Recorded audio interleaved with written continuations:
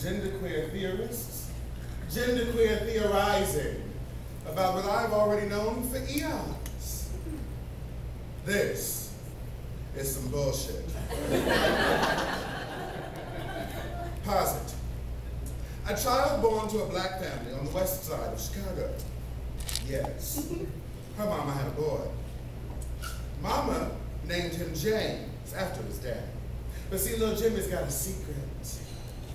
Ever since freshman year of high school, little Jimmy's been running off to Boys Town as Jacinda. And one day, just before senior prom, Jacinda's feeling a little ballsy, shall we say. Tired of being cooped inside a life that ain't ever felt right, she chooses to let her folks know that Jimmy ain't going to prom. Jacinda hears.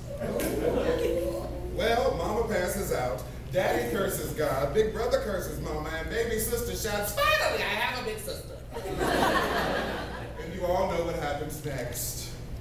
Little Jimmy can come home anytime he wants to.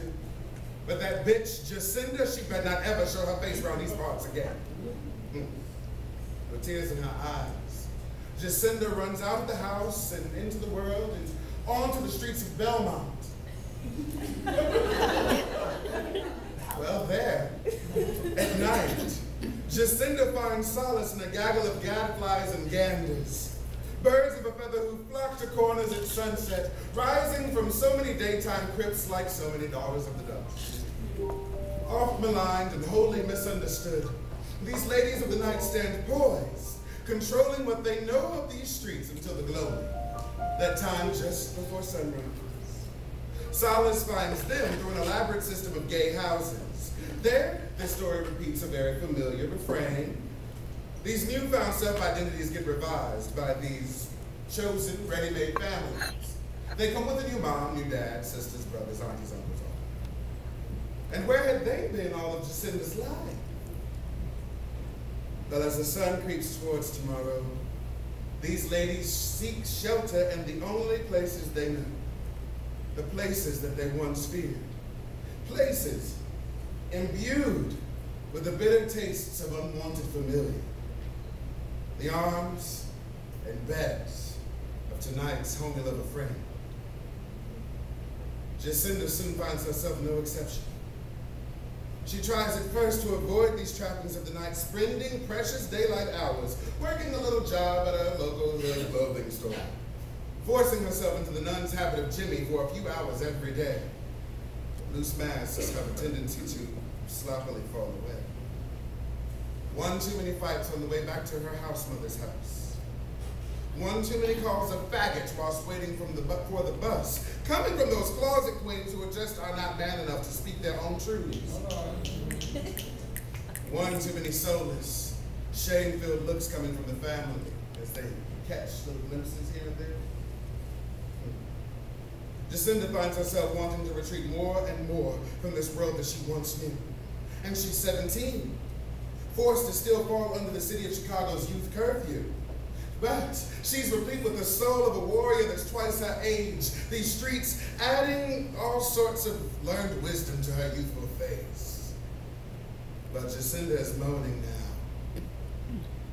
Shooting and popping black market estrogen as often as she can afford it. Her skin, soft. Her hair, longer. Her voice is changing again. Her breasts are growing. Fitting into Jimmy for work don't come so easily anymore. Another fight. This one worse than the last few. And Jacinda's got a record now. This one happened at work to make matters worse. And adding insult to injury, now when she visits the corners of this supposed respite and retreat, Vera, you know, the police, they got a watchful eye on this one. See, breaks don't come so easy when shit gets greasy. See, mama always said, don't pick up no habits your ass can't afford to keep. And Jimmy, listen. But Jacinda, no, Jacinda don't know that life. See, Johnny Quest says, hit that piper, bitch, you ain't getting paid tonight. Kenny Blue, he says, try this too. Or else, bitch, I'm through with you. And Horace Green, green, yeah, he got that thing, but that green ain't only for that name. Now, she ain't start off to run the night. But life lately's been like shooting crap-ass dice. Your turn, Jacinda. 7. Roll again. 7. Roll again. 7. Roll again. How long is hot streak gonna last? Posit. A young trans child so full of life and afraid to die that she makes a complete 180, becomes an activist and advocate for young trans people of color everywhere. She begins to paint swaths of rainbow calla lilies on buildings as a graffiti artist, calling for an end to the racially motivated socioeconomic patrilineal genocide coming from the elders in the town of Boys. Her voice is strong. Her persona is immense. Her drive is absolutely fucking flawless. She spurred change with a pen and a coat of paint. Her life flourishes in ways that will make some of us jealous. Rainbows and unicorns, right? This ain't that motherfucker. This is some completely avoidable, unnecessary, all too true, and much too common bullshit.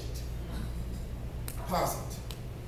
A young trans girl fell game to the streets, but the streets she wanted ain't want her. Try as she might, along with the street living and the fighting for a fix comes working roots and more self-displacement, more removal of a moral compass until all that's left is an arrow pointing straight down. Right bottom, nowhere in sight. But slow down, Jim Shoe, that ground is really coming up fast. See, Mama pretended not to care. And Daddy, he only wanted his son back. Big brother, he wanted Jimmy too. And little sis, well, y'all know, she just wanted to send him. They say time heals all wounds. That's what they say. But 7 years of not seeing family takes its toll, though. And no one has the power to hurt you like your kin. See, nobody expected to see Jimmy for the first time in 7 years. At 24 years old, on the cover of the Windy City Times, the local gay rag. Jacinda had OD'd last week. They missed the funeral. She had run in search of them sapphire summers, but all she found was hard rocks and dry earth.